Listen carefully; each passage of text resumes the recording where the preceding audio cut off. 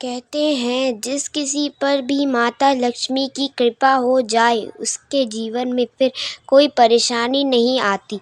माता रानी स्वस्थ संतान, धन, वैभव तथा स्वभाव प्रदान करने वाली देवी है। वो जब किसी मनुष्य पर अपनी कृपा दृष्टि डाल देती है उस मनुष्य का जीवन सफल हो जाता है। ऐसी ही एक पौराणिक कथा के अनुसार माता लक्ष्मी ने एक नौकर बनकर एक माली के घर पर बरकत की और उसके परिवार को खुशी से भर दिया। एक बार की बात है, भगवान विष्णु का मन शेषनाग पर बैठे बैठे बहुत उदास हो रहा था। उन्हें धरती पर घूमने की इच्छा हुई और वो अपनी यात्रा के लिए तैयार होने लगे। स्वामी को तैयार होता देख माता लक्ष्मी ने भगवान विष्णु से पूछा, अरे स्वामी, इतनी सुबह सुबह तैयार होकर आज कहाँ जाने की तैयारी में हो? देवी लक्ष्मी, पता नहीं मन कुछ उदास है, इसलिए मैं धरती लोक में भ्रमण करने जा रहा हूँ। हे देव, आप धरती पे भ्रमण करने जाएंगे तो आपके बिना मेरा मन भी नहीं लगेगा। क्या मैं आपके साथ धरती लोक में भ्रमण करने चल सकती हूँ? ठीक है देवी लक्ष्मी, पर उसके लिए तुम्हें मेरी एक शर्त माननी होगी। तुम धरती पर उतरकर उत्तर दिशा की ओर नहीं देखोगी। ठीक है स्वामी, मैं धरती पर पहुंचकर उत्तर दिशा में नहीं देखूंगी। मुझे आपकी शर्त मंजूर है। भगवान विष्णु की ये शर्त से माता लक्ष्मी सहमत हो गई और प्रातःकाल होते ही माता लक्ष्मी और भगवान विष्णु धरती पर पहुँचे। उसी समय सूर्य उदय हुआ था।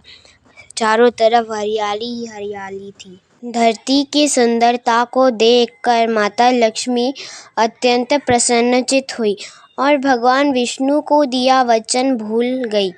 माता लक्ष्मी धरती को देखते देखते कब उत्तर दिशा की ओर देखने लगी, उन्हें पता ही नहीं चला। धरती का वातावरण देखने में कितना मनमोहक है और ये फूलों से भरा खेत कितना सुंदर फूलों से सजा है। मैं यदि एक फूल ले लूं तो? उत्तर दिशा में माता लक्ष्मी को एक बहुत सुंदर फूलों का खेत नजर आया और उसी तरफ से खुशबू के साथ बहुत ही सुंदर सुंदर फूल खिले थे। एक फूल से भरा खेत था। माता लक्ष्मी बिना सोचे समझे उस खेत में चली गई और एक सुंदर फूल तोड़कर ले आई। जब माता लक्ष्मी भगवान विष्णु के पास वापस आई तब भगवान विष्णु के आंखों में आंसू थे। ये देखिए स्वामी, कितना सुंदर फूल है। अरे स्वामी, आपकी आंखों में से आंसू क्या हुआ स्वामी? क्या मुझसे कोई गलती हो गई है? बताइए स्वामी। देवी लक्ष्मी, आप मेरा वचन याद नहीं रख पाई। शर्त के अनुसार आपको उत्तर दिशा में नहीं देखना था और साथ ही साथ आपको ये भी सोचना था कि किसी की कोई भी वस्तु कभी भी किसी से बिना पूछे नहीं लेना चाहिए। स्वामी, मुझसे भूल हो गई, मुझे क्षमा कर दीजिए। देवी लक्ष्मी, आपने जो गलती की है उसकी सज़ा आपको ज़रूर मिलेगी। जिस माली के खेत से आपने बिना पूछे फूल तोड़े हैं, ये भी एक प्रकार की चोरी है। इसलिए देवी लक्ष्मी, आप 3 वर्ष तक उसी माली के घर रहेंगी। इसके बाद मैं स्वयं आपको वैकुंठ वापस बुलाऊंगा। जो आपकी आज्ञा स्वामी। माता लक्ष्मी ने चुपचाप सिर झुकाकर वचन स्वीकार किया और भगवान विष्णु वैकुंठ लौट गए। माता लक्ष्मी ने एक गरीब लड़की का रूप धारण कर लिया। खेत के मालिक का नाम मानव था। मानव के परिवार में उसकी पत्नी और एक बेटी थी। वह सब उस खेत में काम कर कर किसी तरह गुजारा कर लेते थे। खेत के पास ही उसकी एक झोपड़ी भी थी। माता लक्ष्मी मानव की झोपड़ी पर जाती है। मानव लड़की को देखकर पूछता है, तुम कौन हो और इस समय तुम्हें क्या चाहिए? मैं तुम्हारी क्या मदद कर सकता हूँ? मेरा नाम लक्ष्मी है। मैं एक गरीब लड़की हूँ। मेरी देखभाल करने वाला कोई भी नहीं है। मैंने कई दिनों से कुछ भी नहीं खाया।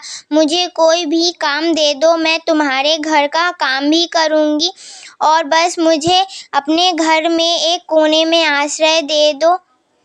मानव बहुत ही अच्छे दिल का आदमी था। उसे लड़की पर दया आ गई और वो लड़की से बोला, देखो बेटिया, मैं तो बहुत ही गरीब माली हूँ।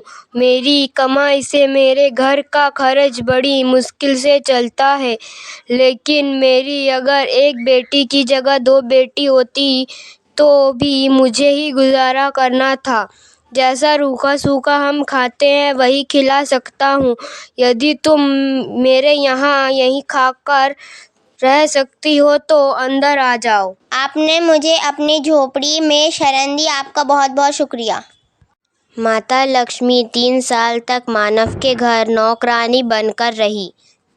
जिस दिन माता लक्ष्मी मानव के घर आई थी, उसी दिन से मानव के घर इतनी आमदनी हुई कि उसने गाय खरीद ली। अजी, ये नई गाय खरीद लाए, ये तो बहुत अच्छा हुआ। आज आपकी आमदनी शायद बहुत अच्छी हुई है। सरला, सब माता लक्ष्मी की ही दया है। मानव, मैंने कोई चमत्कार नहीं किया। ये सब तुम्हारे दयालु स्वभाव का ही फल है जो आज तुम्हें प्राप्त हुआ है। तुमने तो मुझे एक गरीब लड़की समझकर अपने घर में शरण दी है। धीरे धीरे मानव की आमदनी अच्छी हो गई और उसने जमीन खरीद ली और एक पक्का घर भी बना लिया।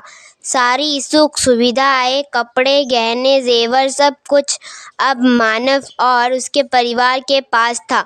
लक्ष्मी मानव के घर और खेत में काम किया करती। एक दिन मानव सोच रहा था, मुझे ये सब इस लक्ष्मी के आने के बाद ही मिला है।